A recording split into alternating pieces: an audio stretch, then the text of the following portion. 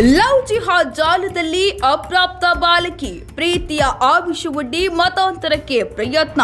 ಬಾಲಕಿಗೆ ಬುರ್ಖಾ ಹಾಕಿಸಿ ಸಂಬಂಧಿಕರ ಮನೆಯಲ್ಲಿರಿಸಿ ಮುಸ್ಲಿಂ ಹುಡುಗನಿಂದ ಅತ್ಯಾಚಾರ. ಉಜ್ಜಯಿನಿಯಲ್ಲಿ grooming gang case. Brainwash ಮಾಡಿದ ಆರೋಪಿಗಳ ಬಂಧನ.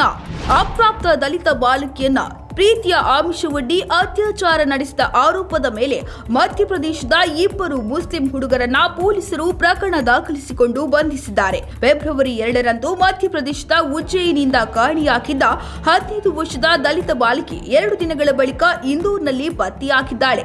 ವಿಚಾರಣೆ ವೇಳೆ ಅಪ್ರಾಪ್ತ ವಯಸ್ಸಿನ ಮುಸ್ಲಿಂ ಹುಡುಗನೊಬ್ಬ ಆಕೆಗೆ ಬುರ್ಖಾ ಹಾಕಿಸಿ ಸಂಬಂಧಿಕರ ಮನೆಯಲ್ಲಿ ಇರಿಸಿದ್ದ.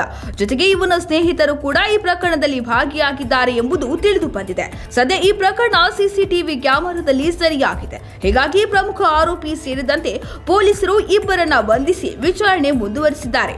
ಉಜ್ಜಯಿನಿಯ ಚಿಮಂಗಂಜ್ ಮಂಡಿ ಪೊಲೀಸ್ ಠಾಣೆ ಪ್ರದೇಶದಿಂದ ಅಪ್ರಾಪ್ತ ಬಾಲಕಿ ನಾಪತ್ತೆಯಾದ ಬಳಿಕ ಆಕೆಯ ಕುಟುಂಬವು ಪೊಲೀಸರಿಗೆ ದೂರು ನೀಡಿದ್ದು 48 ಗಂಟೆಗಳ ಒಳಗೆ ಆಕೆಯನ್ನ ಇಂದೋರ್ನಲ್ಲಿ ಪೊಲೀಸರು ಪತ್ತೆ ಹಚ್ಚಿದ್ದಾರೆ. ಬಳಿಕ ಆಕೆಯಿಂದ ಹೇಳಿಕೆಯನ್ನ ದಾಖಲಿಸಿಕೊಂಡ ಪೊಲೀಸರು ಆಕೆಯನ್ನ ವೈದ್ಯಕೀಯ ಪರೀಕ್ಷೆಗೂ ಒಳಪಡಿಸಿ ಆರೋಪಿಯ ವಿರುದ್ಧ ಅತ್ಯಾಚಾರ ಪ್ರಕರಣ ದಾಖಲಿಸಿಕೊಂಡು ವಿಚಾರಣೆ ನಡೆಸುತ್ತಿದ್ದಾರೆ.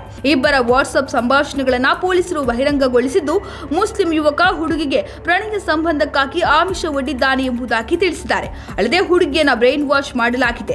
ಈ ಪರಿಸ್ಥಿತಿಯಲ್ಲಿ ಅವರ ಸ್ನೇಹಿತರು ಸಹ ಮಹತ್ವದ ಪಾತ್ರ ವಹಿಸಿದ್ದಾರೆ. ಸಂತ್ರಸ್ತ ಬಾಲಕಿ ಮುಸ್ಲಿಂ ಜೀವನ ವಿಧಾನವನ್ನು ಅಳವಡಿಸಿಕೊಳ್ಳಲು ಸಂಪೂರ್ಣವಾಗಿ ಒಲವು ತೋರಿದ್ದಳು ಮತ್ತು ಅವಳನ್ನ ಮನೆಯಿಂದ ಕರೆದುಕೊಂಡು ಹೋಗಲು ಅದನ್ನೇ ಬಂಡವಾಳವನ್ನಾಗಿ ಬಳಸಲಾಯಿತು. ಅಲ್ಲದೆ ಆರೋಪಿ ತನ್ನ ಸಂಬಂಧಿಕರ ಮನೆಯಲ್ಲಿ ಆಕೆಗೆ ಬುರ್ಖಾ ಹಾಕಿಸಿ ಅಡಗಿಸಿಟ್ಟಿದ್ದ ಎಂಬುದನ್ನು ಪೊಲೀಸರು ಸ್ಪಷ್ಟಪಡಿಸಿದ್ದಾರೆ. ಸದ್ಯ ಆಕೆಯನ್ನ ಉಜ್ಜಯಿನಿಗೆ ಕಳುಹಿಸಿದ್ದು, ಬಾಲಕಿಯ ಅಪಹರಣಕ್ಕೆ ಸಹಾಯ ಮಾಡಿದ ಎಲ್ಲ ವ್ಯಕ್ತಿಗಳ ವಿರುದ್ಧ ಕ್ರಮ ಕೈಗೊಳ್ಳಲಾಗುವುದು ಎಂದು ಅವರು ದೃಢಪಡಿಸಿದ್ದಾರೆ. ಏತನ್ಮಧ್ಯೆ ಹಿಂದೂ ಜಾಗರಣ್ ಮಂಚ್ ಇಡೀ ಘಟನೆಯನ್ನ ಗ್ರೂಮಿಂಗ್ ಗ್ಯಾಂಗ್ ಮಾದರಿಯ ಪಿತೂರಿಯಾಗಿದೆ ಎಂದಿದೆ. ಬಾಲಕಿಯನ್ನ ಮನೆಯಿಂದ ದೂರವಿರಿಸಿ ಅಕ್ರಮ ಧಾರ್ಮಿಕ ಮತಾಂತರಕ್ಕೂ ಪ್ರಯತ್ನಿಸಲಾಗಿದ್ದು, ಉಜ್ಜಯಿನಿಯಲ್ಲಿ ಗ್ರೂಮಿಂಗ್ ಗ್ಯಾಂಗ್ ಮಾದರಿಯನ್ನ ಹೋಲುವ ಪ್ರಕರಣದ ಮೊದಲ ನಿದರ್ಶನ ಇದಾಗಿದೆ ಎಂದು ಸಂಘಟನೆಯ ಕಾರ್ಯಕರ್ತ ಅರ್ಜುನ್ ಭದೌರಿಯಾ ಆಕ್ರೋಶ ವ್ಯಕ್ತಪಡಿಸಿದ್ದಾರೆ.